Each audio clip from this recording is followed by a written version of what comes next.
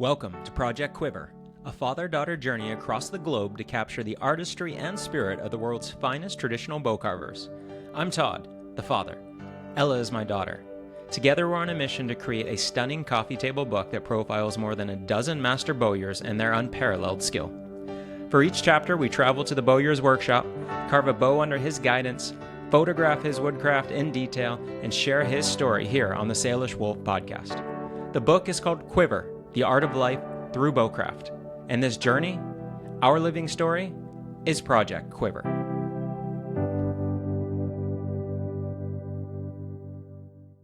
Thanks for joining me.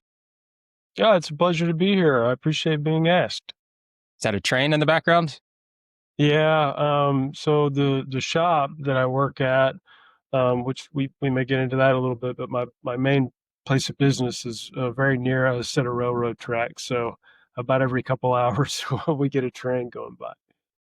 And where are you? What state? So I'm located in Fayetteville, Arkansas. It's Okay. where the University of Arkansas is located, and this is more or less my hometown. I grew up here through like junior high, high school, and even went to college here at the university.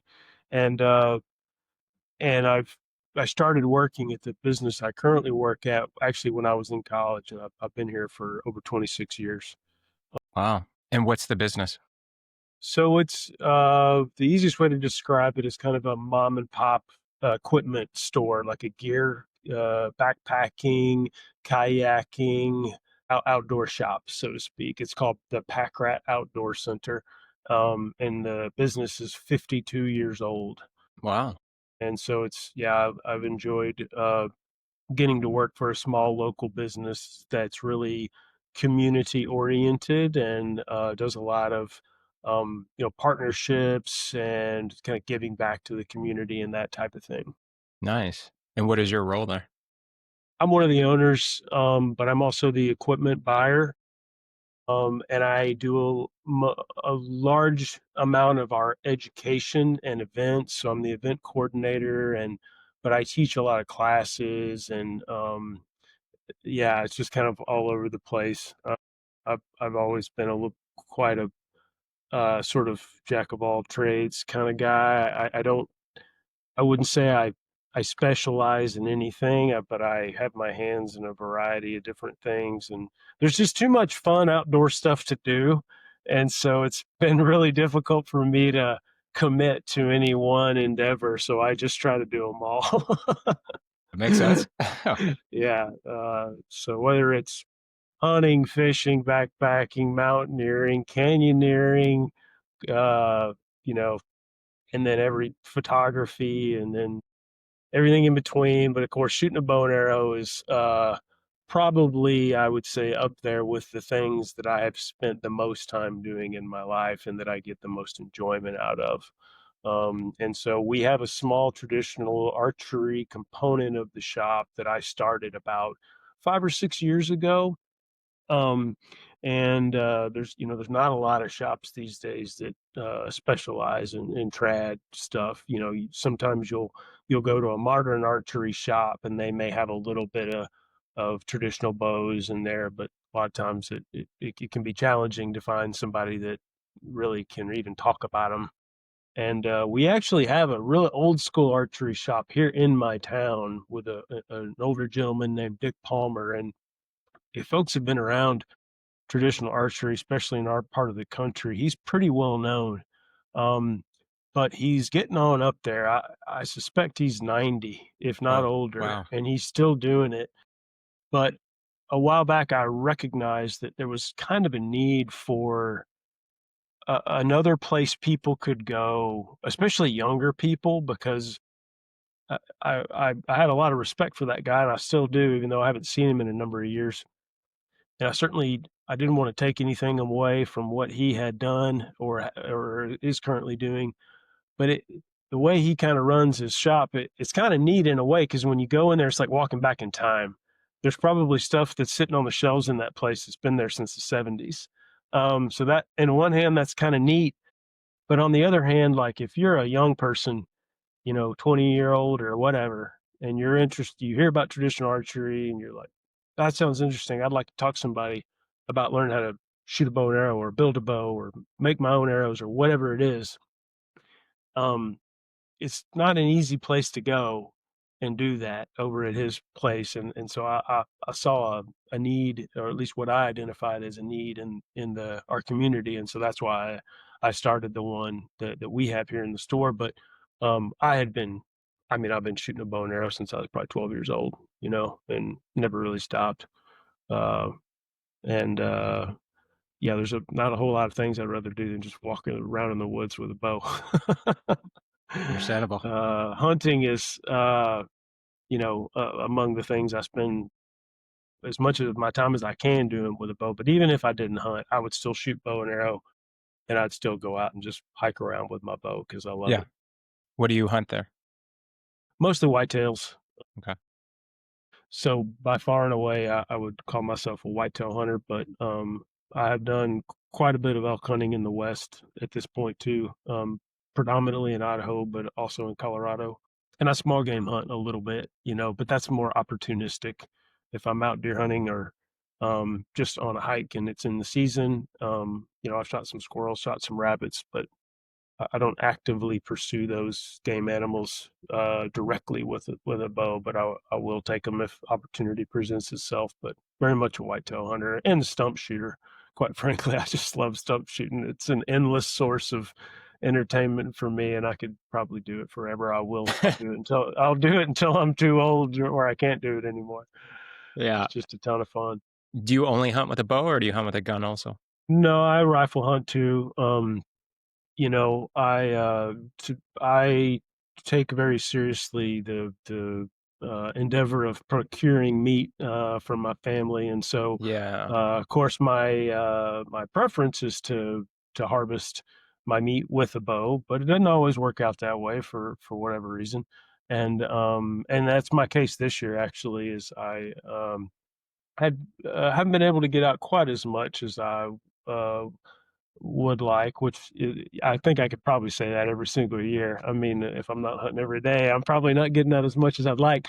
But nonetheless, I saw a good amount of deer early on, but just couldn't quite close the distance, or for whatever reason, couldn't get a shot. And so if we get to the modern gun opener and I haven't got a deer, then I will get my rifle out. And so that was the case this year. I shot a buck with my rifle, and the modern gun season just ended this past Sunday for us, and so I'll be back to bow hunting again now through Okay. December as much as I can. So back to the store, what type of traditional archery inventory do you carry? Well, I am a Three Rivers distributor, so Okay. anything you go on Three Rivers and see, I can potentially get. And we cater predominantly to what I would call, the entry level and novice traditional archer. By the time you've been doing it very long, a lot of folks get to the point where they kind of know what their interests are and what they need, and they can more or less procure those things on their own, right? Whether they're going to a custom maker or maybe they go to the Three Rivers website on their own. But it's a little harder for somebody that's just getting started, to know what they need or the difference. Should I pick a longbow or should I pick a recurve, or what should I look at a self bow or a modern made trad bow? I mean, there's a million questions, right? When you're trying to get into archery and figure out a lot of those things, and helping people go through that process is something that I really enjoy. And just kind of letting them know it's really not right or wrong. It's just finding something that you personally enjoy, and learning about it and then figuring it out as you go along. And um, people ask, well, what type of bow do you like to shoot? And my answer is usually all of them. I make bows and have made many bows, and I've got several very good bow makers that are friends of mine, and love shooting their bows. But I also have modern, manufactured bows.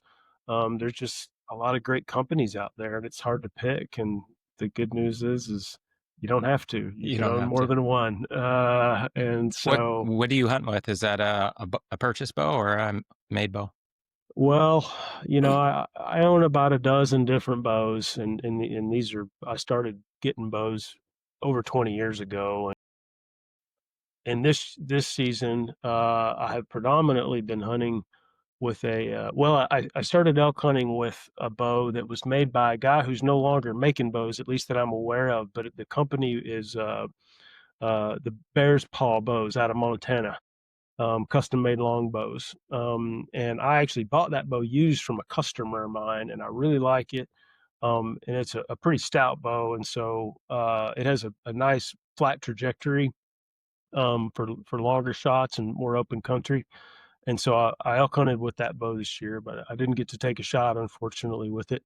Um, and then since I got back, I've predominantly been hunting with an old vintage Bear Kodiak Magnum this season. And if I'm honest with myself, I'm more accurate and I can shoot better off the shelf with a kind of more of a modern style, Yeah. pistol grip with a shelf. But I love hunting with primitive bows as well, both of my own make and or I own 3 bows from Corey Hawk. Corey's a good friend of mine, and they just don't get any better than Corey's bows, and his Yeah, bows they're are a awesome. joy to shoot. Yeah. Um, and there's just something about the simplicity of that primitive style of bow. And so there's been 2 3 years where I only hunted with those types of bows, predominantly his bows, or ones of my own make. But that to me, that's part of the fun is you don't have to choose. You can go back and forth. I think it does get me into trouble sometimes because, um, you know, it's hard to get maybe as proficient as you could if you only ever shot one bow and you just got to know that bow inside and out and everything about it. And so there's a level of consistency I think that is maybe missing from because of my interest in so many different types of bows and arrows and things out there. But nonetheless, I just do it because I love it and it's fun. And I'm always, I have to. I'm to the point now though where I'm like, okay, I got about a dozen bows, and if I'm gonna I don't have any more room in the house, and so I'm like, okay, it's a one in, one out now. If I want another one, one's gotta move on to somebody else, and then I'll make some space for it. Oh, I hope I don't ever Um, reach that point.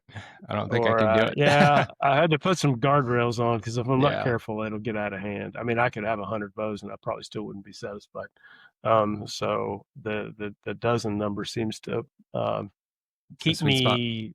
Yeah, it makes me behave. Otherwise, it could get away from me, I think. So now the So, one caveat to that I would say is that if I make them myself, that's okay. different, All right. right? That's And okay. so yeah, now if I build them, but I sold some bows for a few years ago. I was making some bows and selling them.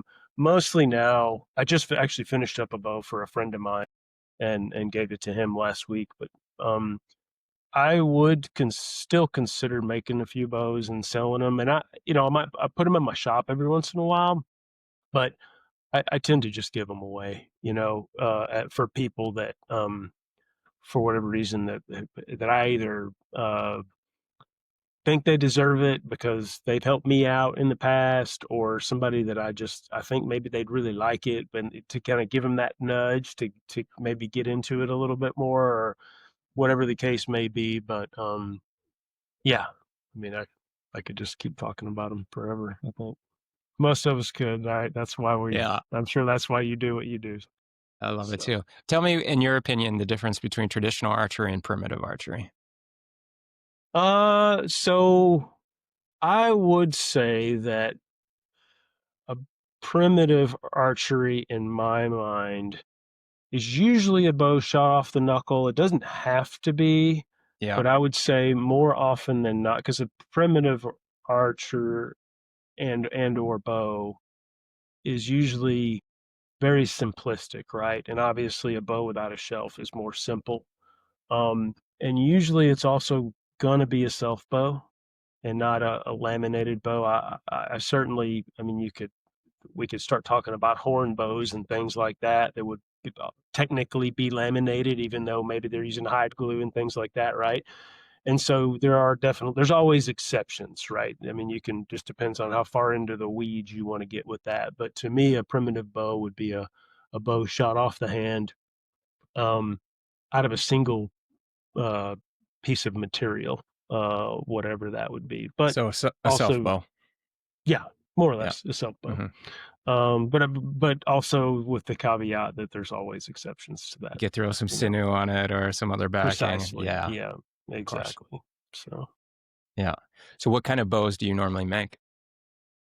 hickory and osage. I'm very lucky here in You're in that Arkansas, and we country. have Yeah. an abundance of both of those Okay. materials. And so the bow I just finished building a couple weeks ago uh, was an Osage bow, but it actually the stave ended up being a little thinner than I wanted. And so I started to leave the handle thin, but I really wanted a flat bow. I didn't want it to be a bend through the handle style bow. And so I ended up gluing a piece of walnut to the handle so that I could build out the grip the way that I wanted it to. And that was the first time I'd ever actually done that before. Okay. And so even though, it was a self bow, if we want to be technical about it, I Yeah. glued a Yeah. piece of walnut to it. So, and then I just did a leather wrap handle on it. But I was really pleased with the way, that one turned out. And, so I might do it again in the Yeah. future. So the I've done that. contrast to that yellow and dark was really cool, on Yeah. that. I thought it was anyway. So I've done that with a number of board bows, especially because the yeah, boards yeah, sometimes are just too thin and yeah, put a little. I don't like big handles. I don't like risers, but just enough to, like you said, just give it nice. a little bit of a stiffness in the handle. Yeah. Yeah, I spent a lot So of time like sanding it out on that one and like getting yeah, a nice it's comfortable beautiful grip how they on it. blend like that. Like It the first is, time I yeah, ever saw, I think probably a laminated bow, but a bow with multiple layers of wood, I was just like blown away. Like yeah, how yeah, do they, how do you do this? How do you get them so yeah, smooth in this beautiful transition? yeah, yeah. It was fun. When did you start making bows? You know, it's hard to remember. I made a bunch of really terrible bows when I was young. I think we most of us have. Yeah, it's like if you like how far back you want to go. I mean, of course, when I was a kid, kind of. Yeah, yeah, exactly. Tie a piece of paracord on a stick, and there you go. I started messing around with it probably in my early 20s, 25 or so years ago.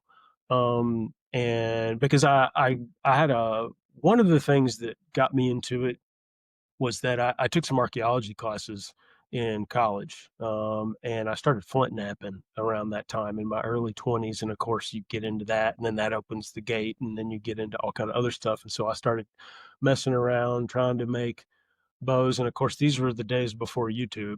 And so I was either trying to talk to people or read a book and figure all that out. And, so it was fun and very challenging. And I learned a lot, but I probably mostly just made a lot of mistakes. Um, and then fast forward several years, as I was spending my time doing other things, and I came back around to it. And so I'd probably say somewhere in the maybe 2016-ish time frame, about maybe close to 10 years ago now, was the time when I kind of got reintroduced to it, and slowly but surely started ramping up. And then during COVID, that time frame, like many folks, I think I had a little more time on my hands because I wasn't in the store as much, and I just went full on into it, and I was building bow after bow after bow. Um, and that allowed me to refine my skills a lot. And I mean, I'd be the first one to admit, though, like I still have so much to learn. I've only built certain types of bows, self bows. I've never gotten into building, modern laminated bows. Um, and I kind of the Osage flat bow is basically the style of bow that I have more or less learned to build. And of course, even within that, just that particular bow, you've got umpteen variations that you can do in the way you finish it out, and the handle and the limb tips, and is it a primitive bow? Does it have a shelf? All those kinds of things. And uh, I have spent a lot of time just experimenting. Of course, that's a big part of the fun of it, right? Is just trying new things and figuring out what you like, what you don't like, and developing a little bit of a style. But I still haven't really landed on that yet. Each one I build is a little different than the previous one, and that's, I think, very much for me, just because it's so interesting to try new things and just to see how things turn out. Um, but yeah, so that's kind of been in short, my journey thus Yeah. far, making bows anyway. And what does the actual act or the craft of making a bow, what does that bring to you? Golly, I was having this conversation the other day with some other friends that don't know anything about archery, and we were just talking about, like, what do you do to relax, or what kind of calms you down in stressful times of your life. And one of the places my mind went right away would be like carving on a stave, just sitting down on a nice day in my driveway, and sitting out there with a cup of coffee and just pulling a draw knife and chasing the ring. That's a really great process. I mean, sometimes I think I could just do that and not even finish the bows all the way, right? Oh, you might find a lot of bowyers who'd be happy having a ring chase for them. Right. And of course, send some Osage with the ring already chased. There, you got some buyers. I also know me, though, and I would say that's great. That would be great for a while. Yeah. But then I would be like, okay, now we need to move on to the next thing. And really, as much as I love making bows, I spend way more time making arrows. And most people actually know me for the quivers that I have been building the last few years. So I've gone through many phases where I've spend more time on bows, then spend more time building arrows, and of course this corporate thing that I very much a journey that I've been on for the last several years, and trying to figure out where that's going and what it's going to be and all that kind of stuff. So that's my problem. I like it all. Yeah. Okay. Well, I want to hear about the quivers. Let's start with the arrows. How long have you been making arrows? Probably similar amount of time, about 10 years, I'd say. Yeah. And I love wood arrows. I will hunt or shoot carbon arrows occasionally, but very rarely. There's just something about wood arrows that I absolutely love, and in particular, the Sherwood shafts For wood, yeah. are just they're just the best. I'll put it this way: they're my favorite commercially available wood shafts out there, and I've been shooting them for 10 years, and I just love. Carson does such a great job of matching sets on those things, and there's so little tuning you need to do when you get them. And so, but I love getting them in, staining them, sealing them, fletching them, cutting self knocks in them, all that kind of stuff. I really enjoy that. And I do build those and sell them here in my shop. Nice. And I'll sell them in 3-packs, but most of it, though, is not so much people just coming in and buying them finished. They come in and they got something specific in mind. And one of the coolest things I did with those is, if anybody is, I suspect a lot of people on here know who Clay Newcomb is, that works for Meat Eater. He's an Arkansas guy, and he actually lives very near me. He's a friend of mine. But I did a project with a really talented flint knapper out in California named Tony Suarez. And Tony is one of the most gifted flint knappers I know, and he can make just beautifully crafted Folsom points.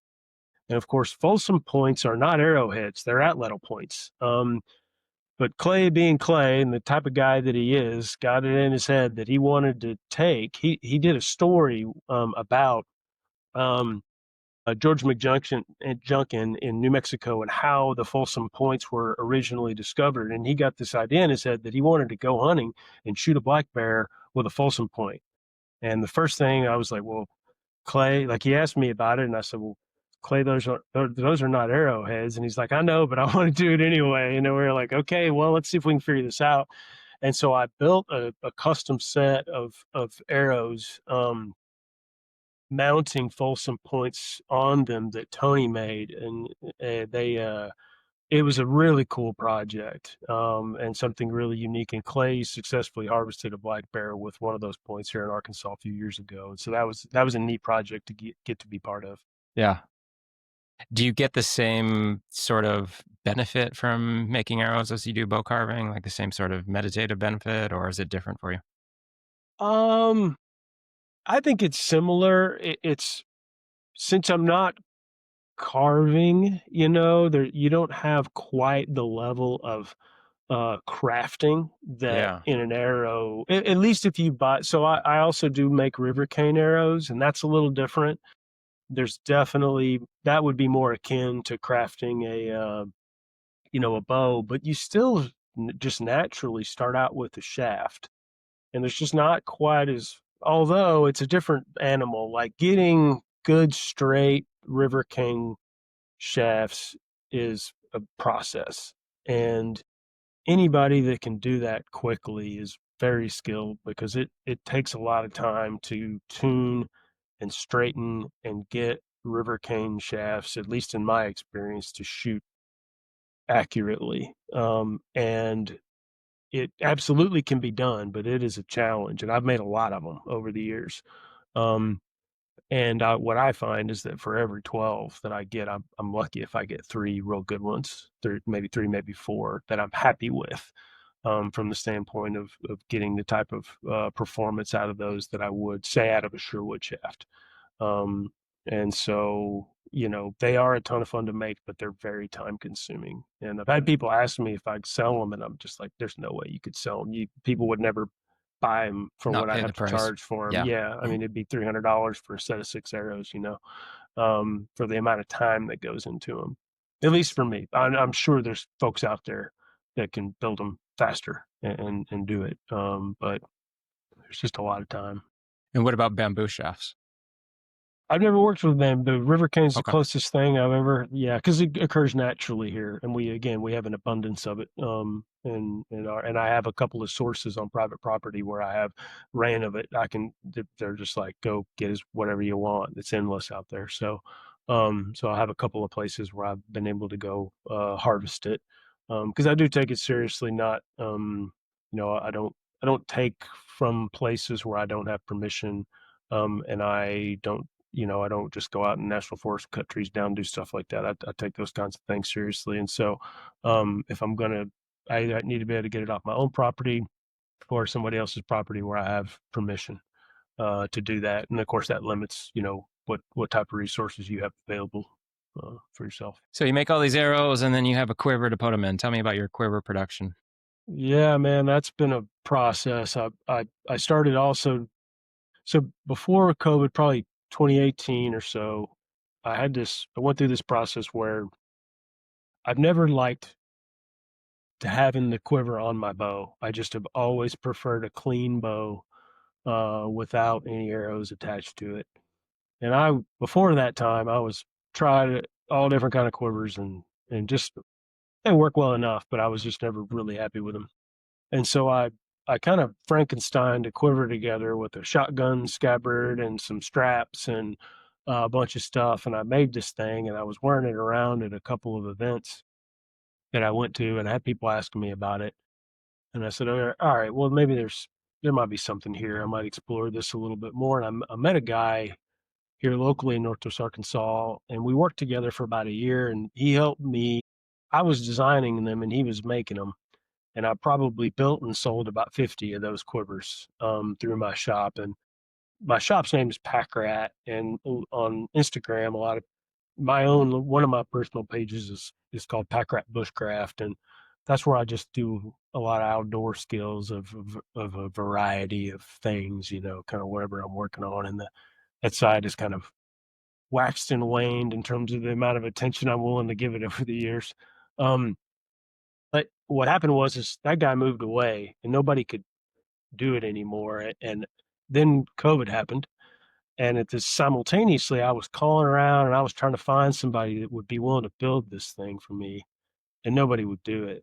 And at the time, I was really passionate about it, and because I had been able to sell a few, and so I said, I really want this thing to exist. And so I said, well, I've either got to let it go or I got to learn to sew. So I bought an industrial sewing machine and taught myself how to sew. And that was probably an 8-month process, just like making bows. Got a sewing machine and made a bunch of terrible stuff, and learned how to work on a sewing machine, how to tune one, and started literally doing it in my attic at home, and just working a ton. But I got to the point where I was batching these things out, and then originally they were just my Packrat Bushcraft brand, but I recognized that that didn't necessarily resonate super well with archers all the time, and so I changed it and I started calling it Backcountry Quiver. And so for probably a couple of years, I was going by that name, and I actually still call the main product the Backcountry Quiver. But I had an opportunity to do an internship, a business internship through Walton School of Business through the University of Arkansas, as an entrepreneur type program. And what they do is they basically work with startup brands. And so I had somebody that knew I was doing this, and they approached me about it and said, "Hey, are you aware of this program? I think your product might be good for it." And so I did that. And long story short, that this spring will be 2 years ago that I did that, and I learned a lot about supply chain and manufacturing and funding and all kind of stuff about business. Even though I currently work in a retail business, but the sourcing of materials and all those kinds of things. But I had a few things for myself that were really important to me, and one of them was keeping the product American made. I really wasn't interested in having it produced um, in Asia, where a lot of cut and sew industry, currently is. And of course, there's a whole set of problems that you have to solve when you want to do American manufacturing, and you also have to be able to figure out the pricing structure, which is quite difficult, when you're working with people building things in the U.S. And I love American-made manufacturing, and I think if you can support it, it's great. But you got to, you can't expect people to work for nothing, right? You got to pay people fairly, and that's one of the cruxes, I think, that just as a society we face these days as manufacturing left this country, and now we're trying to figure out how to bring it back. Like it's a complicated issue. Um, and so trying to work that out was very challenging for me, because the product's only worth so much, but it's not worth my time if I can't make any money on it either, right? And so trying to hit the sweet spot on that was really difficult. And I got some legal advice, and I changed the name of the company again, which was forced on me a little bit. And it, if I'm perfectly honest with it, even though I like the name and what I changed it to, um, it was a little confusing for some people. And so I'm honestly still kind of in that figuring it out situation, because it's all of this is like secondary to my family and my regular job and my own, things that I've got going on. But the name of the company as it currently sits is Mallorn. And so a lot of people probably not a lot of people, but a few people may have also seen that Instagram page or that website.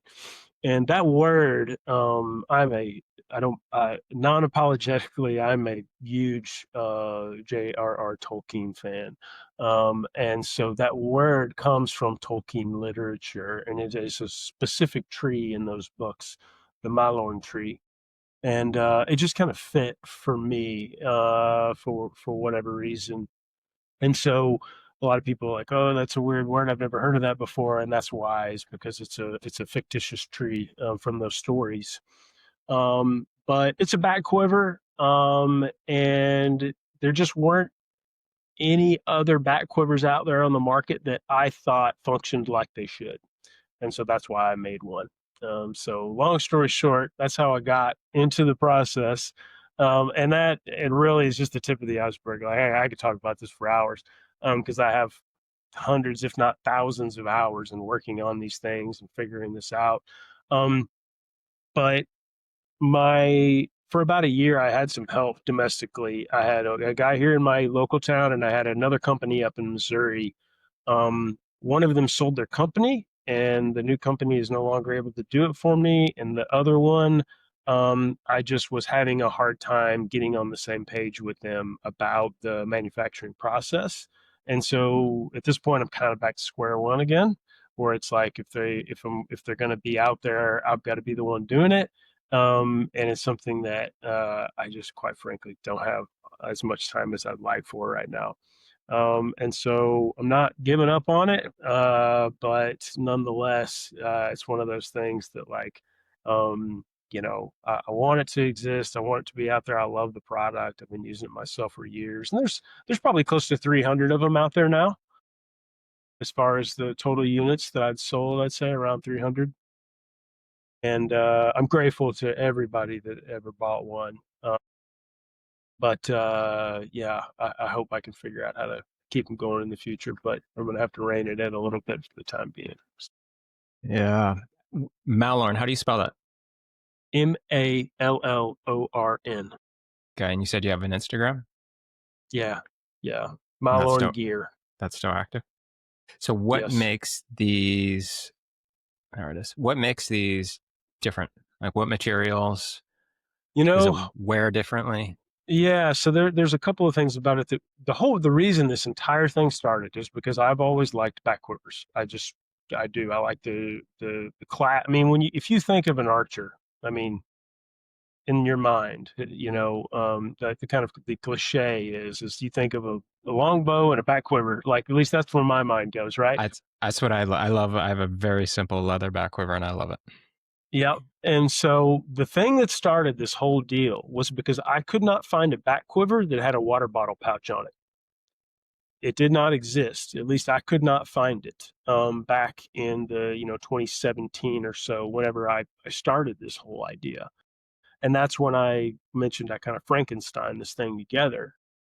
And so as time went on, and I started trying to say, okay, well, if I'm going to commit to this, what I want this to be, because the original ones were like ballistic nylon, and they had like a military vibe, and I was like, that's not really what I want. So I switched materials and I started building them out of wax canvas because I wanted to have that kind of like vintage, almost like Filson-y kind of, nice hand to the fabric, but very durable. And so I really like the look and the appearance and everything of the wax canvas. And so they're unique because number one, I don't see a lot of quivers made out of that material. They're unique because it's a back quiver that has the ability to carry. It's kind of like your minimalist hunter situation, or at least that's kind of how I market it. So it's basically arrow carry solution for minimalist archers. And so you've got a dedicated water bottle pocket, and then one of the other tools that I always carry with me in the field is a small folding saw. So next to the water bottle on the pouch, there's a specific pocket made for a folding saw. Yep. And then above it, there's basically a pouch that serves for whatever you want it to be. Okay. In mine, I typically carry a small first aid kit, an extra string, maybe an energy bar or something like that, and my shooting glove. That would be an example of the types of things that'll fit into that pocket. And it's an ambidextrous product as well, so you can flip the pockets and the shoulder strap from back to front, depending on if you're a right or left hand shooter. And then the crossbody strap and shoulder strap are also fully adjustable. You can take them on and off, and you can move them up and down to adjust for the individual's torso and body shape, so that you can get the best custom fit. And one of the things that traditional back quivers that are out there, like leather quivers and stuff like that, is when you walk around in the woods, in my experience, what happens is that the arrows rattle around a lot. They make noise. And so that's obviously not ideal for a hunting scenario. And so I wanted a quiver that could be custom fit to the individual so that when you cinch it all down snug, because of just naturally our backs aren't flat, it puts just enough tension into the quiver to provide resistance so that it holds the arrows in place. But that needed to be easily adjustable. And so that's one of the features that I spent a lot of time working on to try to get it right so that when I walk through the woods, it's quiet. And and then I can loosen it though when I go to put the arrows back in. So if I'm stump shooting or something like that, I can get them in and out. And so the quiver's designed to carry 5 or 6 arrows um, on the inside. And then there's one of the most unique features about it is I have an accessory that fits on the outside of the quiver. And I'm not sure if any of the pictures that you see on there, you may see what looks like a leather knife sheath on the outside of the quiver. And that is a product that I call the sparrow sheath. And the word sparrow, literally, I took from spare arrow. Um, and Nice. so the idea is that you can carry one arrow on the exterior of the quiver, and that serves, there's a few reasons for that. One of them is that without looking back, without turning my head and looking over my shoulder, by feel, I know exactly where one particular arrow is. And so I don't have to feel around or look. That could be my stump shooting arrow, that could be my small game arrow, or it could be my best hunting broadhead, so that I can identify it quickly. The other thing that's unique about that is that it can be drawn out the bottom. So instead of reaching over the shoulder and drawing from above, you can actually lift and pull it out the bottom. So it's a much more stealthy draw if you pull that one particular arrow out of the quiver. And those are the two main things that I was like kind of through my problem solving process of like what features I wanted the quiver to have, that I was happy with. And it's been kind of through many iterations of the sheath itself, but the concept's very simple, in the way it attaches and everything. But I've shown them a lot of different ways to kind of optimize it. The last thing about it is that because of the way that the quiver is built, you can really only use field points, blunts, and 2-blade broadheads. 3 and 4 blade broadheads, the blades are perpendicular to the surface of the fabric, and it's not ideal for the durability of the fabric. It's aligned with a very tough material, but nonetheless, if you do it enough in and out over the course of Yeah. a few seasons, right, it's going to beat it up pretty bad. And so I've had people ask me like, can you carry a 3 or 4 blade broadhead? And the one way you can do it is by using that accessory, that sparrow sheath. You can put one of those in there. So for somebody that likes, like, if their favorite style or whatever, they want to shoot a 4-blade woodsman or whatever it is, that's a way that they can at least carry one of those with them and have that available. So yeah, that's That's the. very cool. Thanks Thank for you. sharing all of Appreciate that. that. Yeah, they're Yeah, beautiful. absolutely. Yeah, I was just Thank looking you. at the Instagram. Yeah, they're really cool looking, and Yeah, I love the thought and attention that you've put into the design. I appreciate that. It's something that for the moment, I think what's likely to happen is, because basically what I was trying to do is see if I could create this small business that Yeah, could create enough revenue that I could then maybe hire another person to kind of manage it for me. But scaling a custom product like this is very difficult. I mean, you talk about a niche market, it's yeah, it is. not only are we of traditional Yeah, it's archery, a but we're niche within a traditional niche. archery. Yeah, it Yeah. is. It's a niche within a niche, maybe within a niche. Um, and so what I started to realize is that, like, okay, I'm going to have to build other products that are more like broadly Yeah. usable, right? But is that what I want to do, and if I'm going to do that, there needs to be a reason, like build a better mousetrap kind of scenario. And my biggest issue is that I just haven't had time. I mean, I've got 2 young kids, and I've got a whole other business to run, and Yeah. so it's like really easy for me to kind of let this just overwhelm my schedule and my time. And at the end of the day, like, I still just want to be in the woods and shooting a bow myself and taking my kids outside and hunting and those kinds of things. How old are your kids? 14 and 11.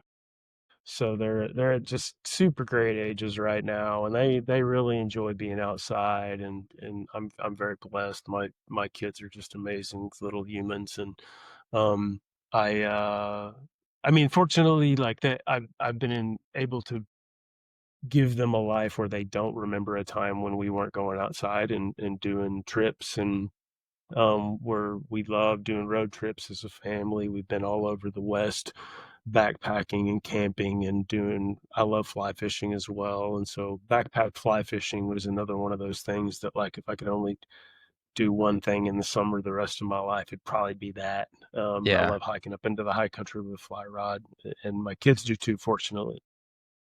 We have a lot of great rivers, and we paddle a lot in the warm weather, and we have great smallmouth fishing here in Arkansas. And so, yeah, I just love getting them outside. And my daughter will shoot a bow a little bit, but my son, I mean, he doesn't remember a time when he wasn't shooting a bow. I mean, I got pictures of him when he was 2, and he's probably owned half a dozen different bows, in his life. And so that's something that he and I, it's kind of cool because it's kind of our thing. We go out and do that together, and we'll go shoot a 3D course together every once in a while. And so that's been a really great thing for me as a dad to get to have that time with him. Yeah, there's nothing like it. Spending time with our kids, doing the things that we love, that Yeah, they also love. yeah, Yeah, it's amazing. I was out, it I is. think it was just 2 days ago, surfing with my son, and the conditions weren't amazing, and it was beautiful out though, and he was kind of complaining a bit. I'm like, dude, I want you to think a moment about all the kids around the world. Yeah, Most of right. them are stuck inside on screens, if they're lucky enough to have that. It's like, Yeah, how many do you think have the opportunity to come out here and go surfing with their dad, and such a beautiful, and like, for me, that's what I feel every time I'm out there doing anything with my kids. It's like, yes, how yeah. lucky am I to get to do this, and You're that they exactly enjoy right. it. Yeah. Yep. And both my kids love archery, not as much as I do, but I think with time they will. Same for me. Like, my son enjoys it, but it's like it's pretty rare that he's just going to go grab his bow and go out in the backyard and start shooting on his own. Yeah. But for me to be like, hey, buddy, let's go. We haven't shot in a week or two. Let's go out back and shoot together. He's always like, yeah, that sounds great. Let's do it. Yeah, it's just that time that we get to have together is invaluable to me. My daughter's 15, and I love it when she'll ask if she can have some friends over and they can shoot some archery. I'm like, Yeah, yeah, yeah, hell yeah. you bet we can. Yeah, we Yeah. will make that happen. Yeah. Yeah. She's probably now the most, she's probably photographed more bows than anyone else in the world now after we just So did yeah, our trip. So I noticed on the email that I saw, or the post, whichever it was, yeah. that this is a project that you two have done together. That's Yeah. correct? Yeah. Yeah, that's so cool, man. So Yeah, we cool called that it Project Quiver. And the book itself is entitled Quiver, The Art of Life Through Bowcraft is the subtitle. And so she's doing a lot of the photography, is that right? 100% of the photography.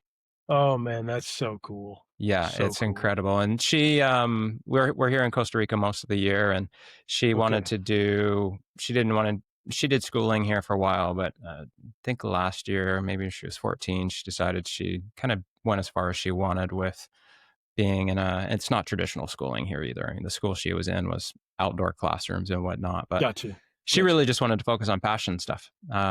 She was actually aware that for 1 year she wanted to do like online US high school curriculum. I'm like, all right, if you want to do it. And we actually didn't do online. We did textbooks. I didn't want her staring at a computer all day. So we bought all these textbooks, and she studied and passed everything, got good marks and everything. But at the end of the year, she was like, yeah, I don't think I need these textbooks anymore. And so one thing she was interested in was photography. I said, let's find you a mentor and let's see what happens. And at that time, I was also percolating this idea of traveling the world, studying under different bowyers. And so it just all started to come together. Man, that's cool. I just put it out there to her. I'm like, how would you feel about us traveling together and making this book? And yeah, we got to do it. So it was an incredible experience. That's really cool. I can't wait to see it.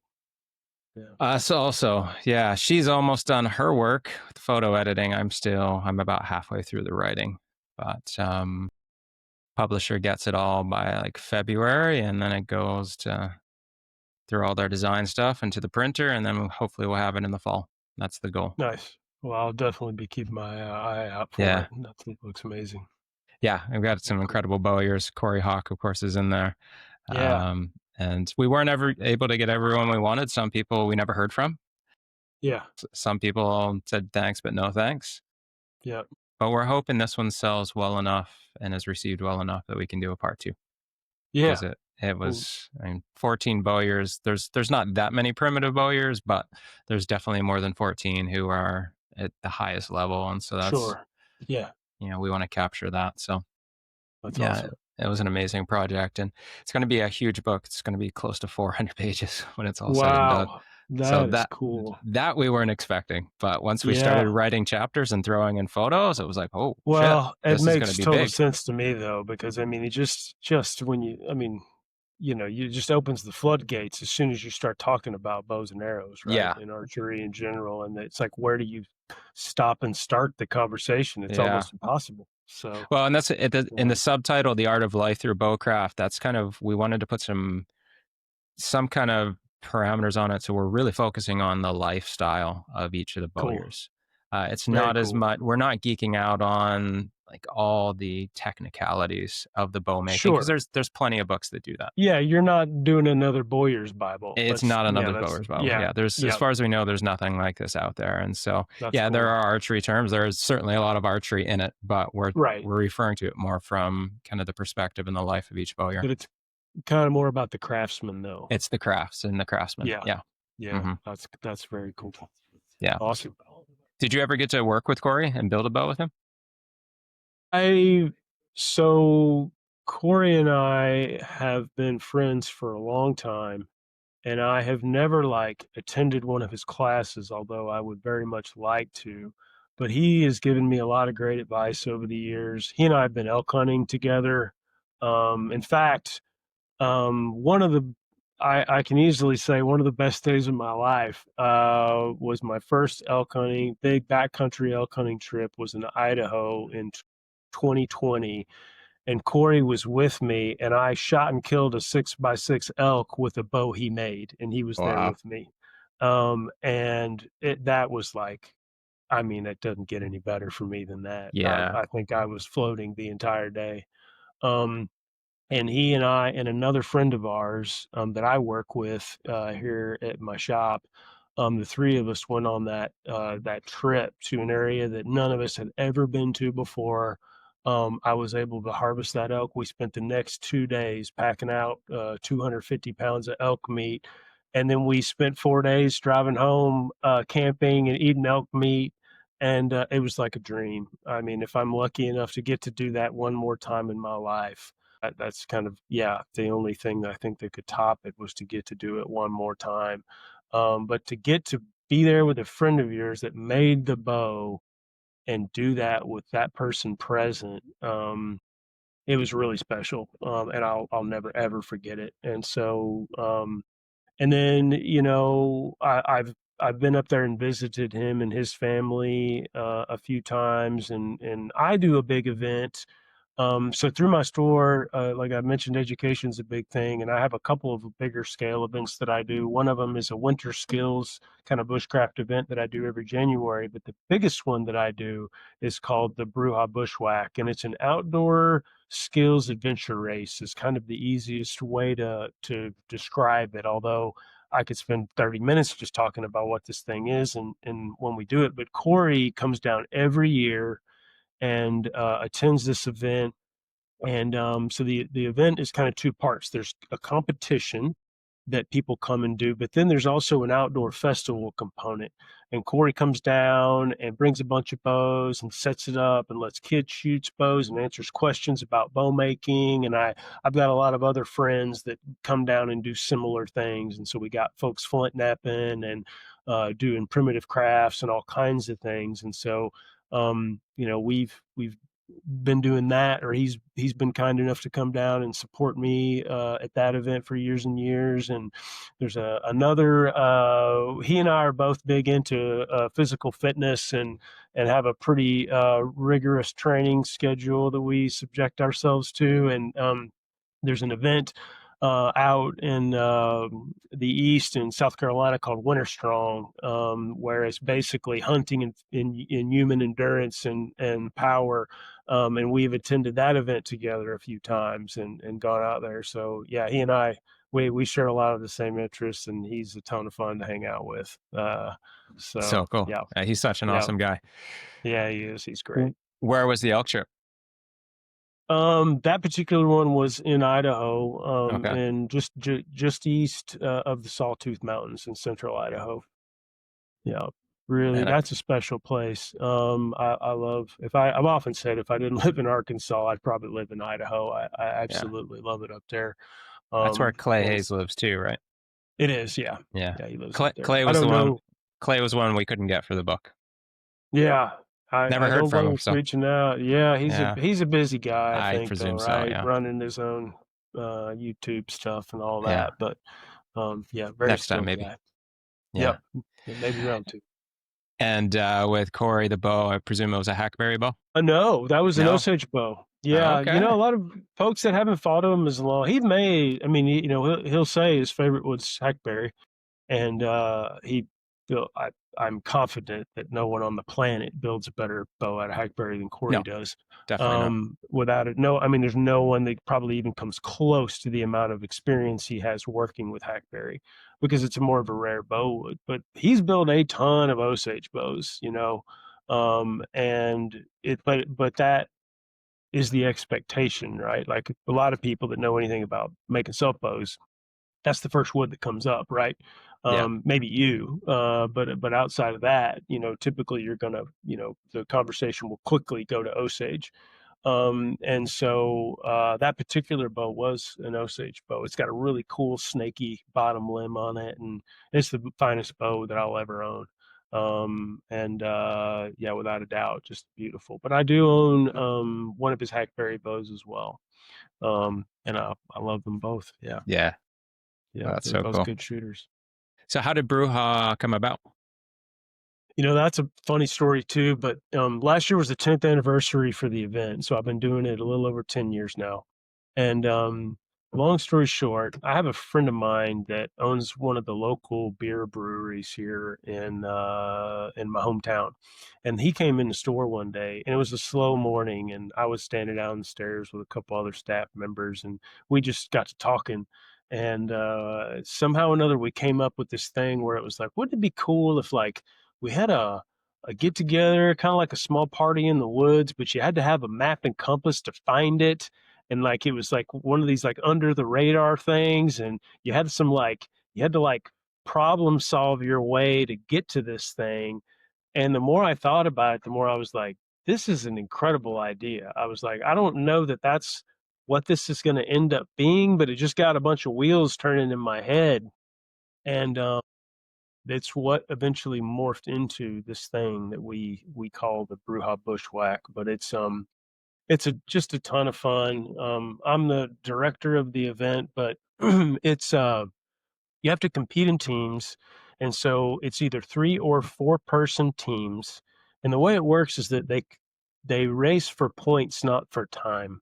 So you can come in last and win, because your woodsmanship skills and knowledge is more important than how fast you are, which makes this event very different from a lot of other similar type of events, if we want to call them adventure races that are out there. Being in good physical condition helps you for sure, but your knowledge and skills is way more important. And so we combine a lot of different things. And so they have to do traditional map and compass navigation, orienteering. They have to have strong nature knowledge and ID trees and plants and animal tracks, and sometimes even stone and fossils, and all different kinds of things that naturally occur in our area.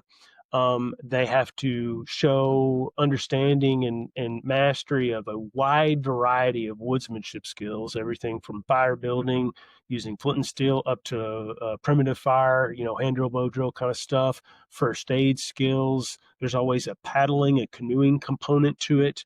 And then they all while doing that, there's a 3D archery course, trad only, that they have to shoot in the event. So it is the cumulative of all the points they earn through all of these skills, as far as how they compete and how they win. And so we've got first, second, third um, for teams. But then one of the other fun things that we do is that I have about a 50 to 60 person volunteer crew that we have that puts the event on. And that crew of volunteers creates awards based on fun things or interesting things that happen during the day. And it's different every single year.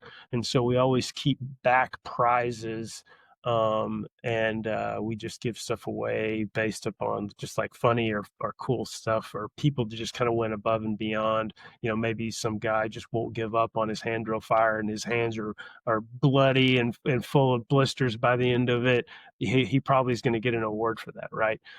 So stuff like that. And so I really, really enjoy putting it on, and it's really gotten to have a fun community around the event. And we do that every April down on the Mulberry River here in Arkansas. So if anyone's listening to this and they got questions about it, I'm always looking for folks that either are interested in building a team and competing, or folks that just like, hey, that sounds like a cool thing, and I've got this skill that I like to do. I'd come down there and do my craft and talk to folks and enjoy a weekend on the beautiful Mulberry River that we got down there. So reach out if that sounds like something that you're interested in. So how many people normally participate in the event? There's the way that we do it is that I say it's 45 teams or 160 competitors, whichever I get to first. And so that's the size of the competition. And then we tend to have another, because it's an outdoor event, the weather obviously plays a big role in how well attended it is. But I would say we have somewhere around 200 to 300 more people that buy tickets to come out and attend. So by the time it's all said and done, it's usually somewhere between 400 or 500 people. Wow, that's really cool. Yeah, it's a fun time, no doubt. And it's just a beautiful time of year to be down there. Yeah. And the people who don't participate are just there to attend. It's like a festival of some sort. Yeah, it's just So it's kind of like it's pretty organic the way that it's not like structured classes and stuff per se. There's just a lot of demos going on. So there's usually somebody building a bow, somebody flint knapping, somebody running an archery course, maybe somebody's making pottery. And then in addition to that, I invite a lot of the brands that I work with here in my shop. So you'd see traditional companies like, Osprey Packs or Patagonia, or, we carry a lot of your, your popular outdoor brands that you would, see in an outdoor shop, right? But we try to work with brands that have, ethics that align with ours, where my business is very focused on running events that are sustainable. And so, we try to really limit the amount of waste created in the events that we do. So we encourage people to bring, their own reusable cups and eating materials, because we cater the whole thing. We have a big barbecue dinner. And so, we're always looking for partners that are like-minded, and try to set an example about how you can do big events like this, but you can do them responsibly so that you don't end up with this giant amount of trash, when it's over. We try to do that in everything that we do. That's so cool. And then is the event itself raising awareness for anything? We usually have a series of nonprofit partners that we work with, and I am on the board where I serve on two boards here locally as well. I'm on the board for Arkansas Backcountry Hunters and Anglers, BHA. So I serve on that board, and often BHA is president and is a part of that event. And then in addition to that, I serve on a board for the Northwest Arkansas Land Trust that is focused on preserving green space in our community. We live in a place that, like many nice areas around the country right now, are being rapidly developed. And I believe really strongly that, we need to keep an eye on these things so that we have smart development, and we make sure that, we're leaving habitat for wildlife out there, is really what it comes down to. And then we have several other groups like the Mulberry River Society or the Ozark Highlands Trail Association. So we always work with groups like that to help them with their membership, raise awareness of their missions in our community, and yeah, those types of things. Very cool. That sounds like an amazing event. Maybe my daughter and I will come to it once we get our book published. Well, We'll bring some books.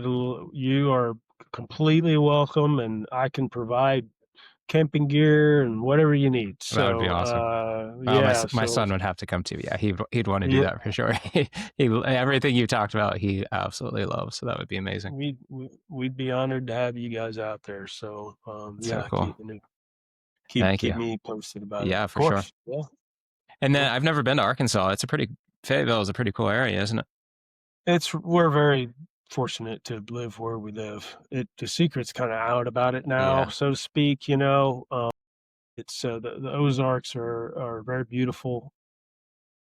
My favorite time of year is right now, the fall. The winter can be great. We can get cold and snow and all that, but you can also have 65-degree days in January and Yeah. sunny, and so the weather is very dynamic here. I'll say that. The summer is probably the toughest month because we have a big tick problem here and a lot of tick illness in our area now that you really have to take very seriously. And that starts in the spring, and so that is one thing that I take very seriously about that event is that I tell everybody like you need to take proper precautions for ticks because it's a real concern, and we have a lot of poison ivy where we live.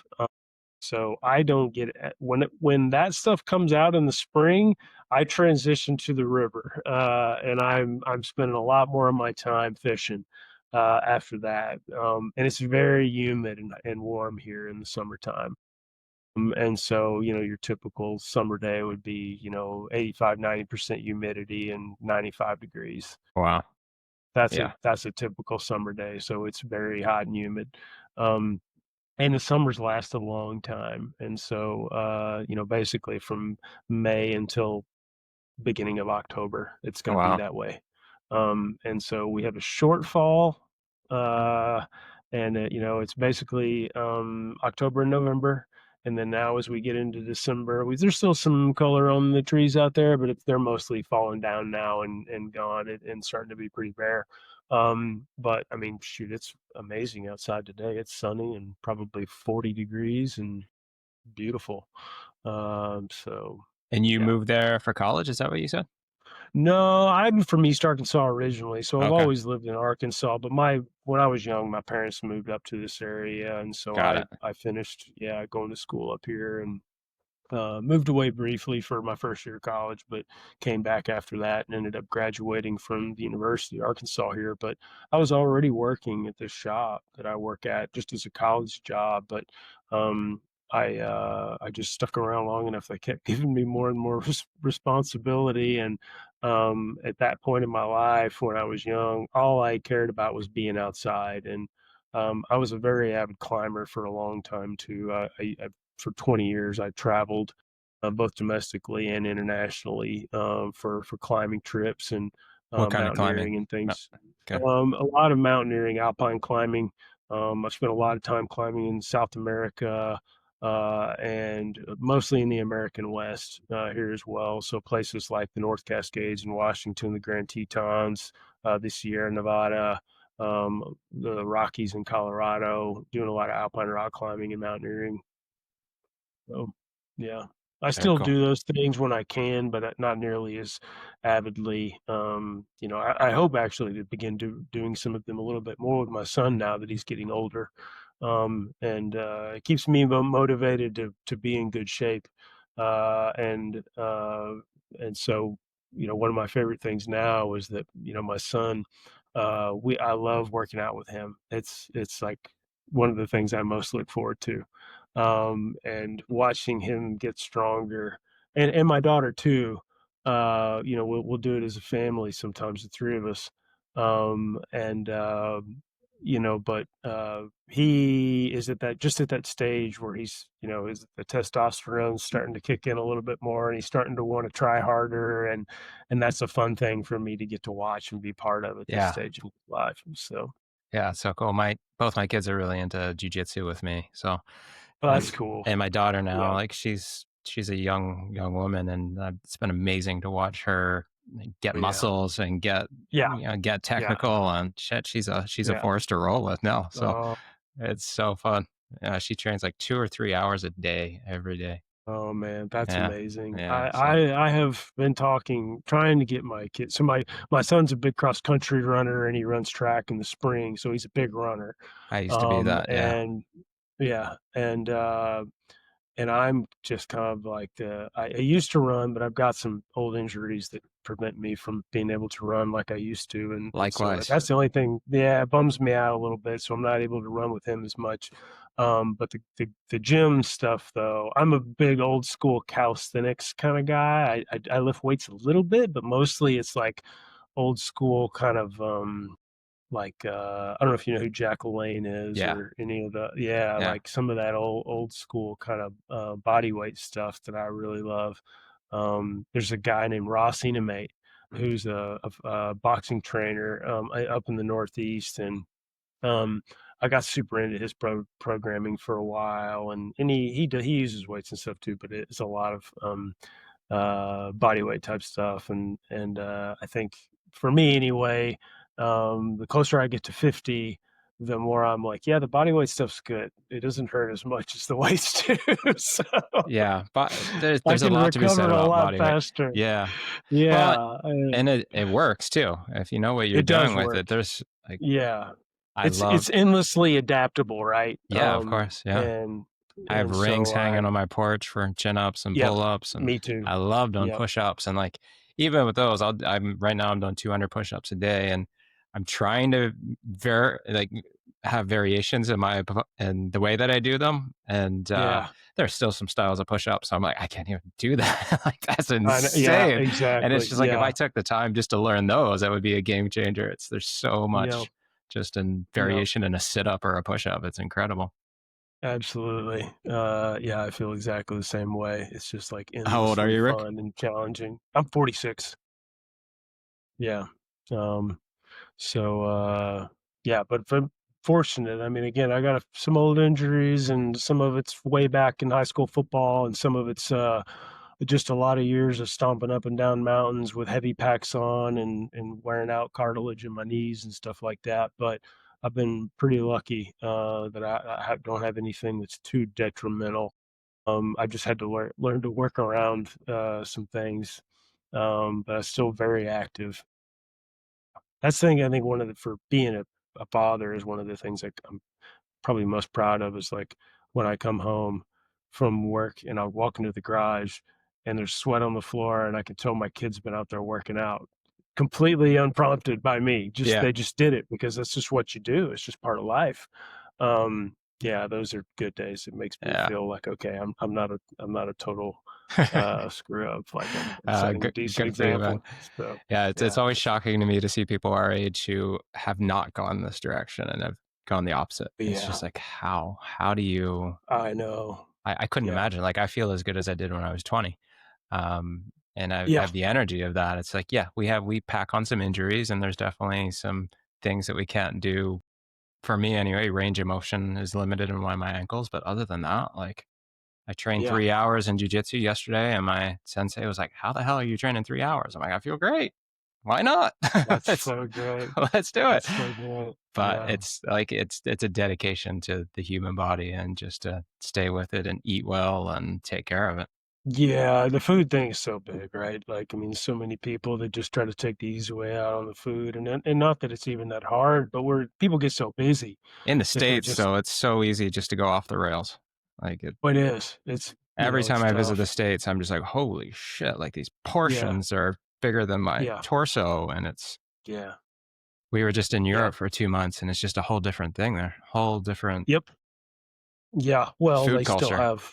Yeah, food culture, exactly. It's just a completely different thing. You don't have to be so mindful of your choices over there, but here it's just, cheap well, used to be cheap. Now nothing's really cheap anymore. Nothing's Even cheap. bad food isn't cheap anymore, right? And so it's like all the more reason. But I'm a firm believer that food is medicine, and what you put in is what you're going to get out, Yeah. of it in terms of quality.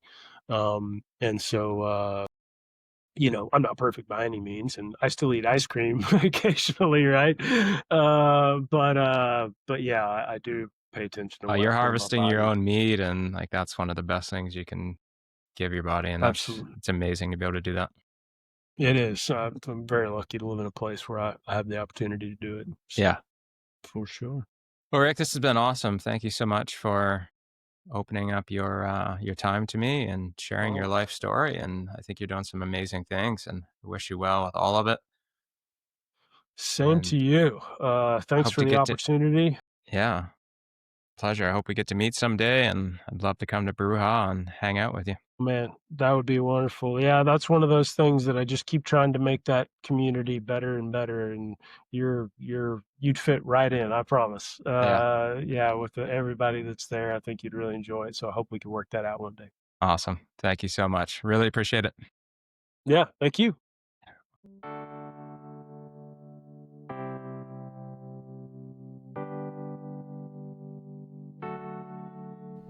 Thanks for listening to Project Quiver on Salish Wolf. Follow our journey on Instagram at Project Quiver as we seek out the world's most extraordinary traditional bowyers, and join our newsletter at projectquiver.com.